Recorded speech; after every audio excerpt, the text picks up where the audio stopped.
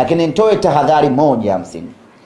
Kama hautakuwa na tiketi siku ya tarehe 3, yani umekosa tiketi, tafadhali usikanyage Meja Jenerali Samuyo.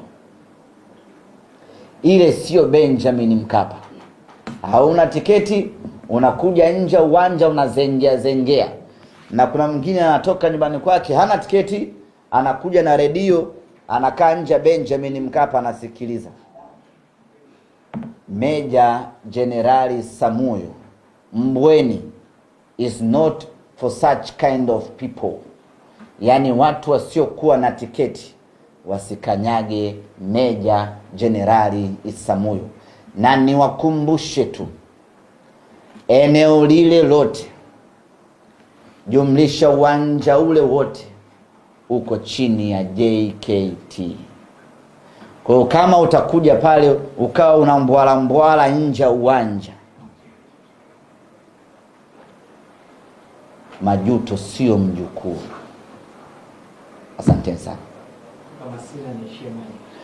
Kama huna tiketi Tabata usivuke au Mbagala usivuke, kaa mbali. Azam TV itakusaidia kukuletea mubashara matangazo. Lakini Meja Samuyo sio yani ile kuanzia Kunduchi ile, huna tiketi Kunduchi usiguse. Au kama unatoka Bagamoyo mwisho wako Mapinga, huku usiingie kabisa kama huna tiketi.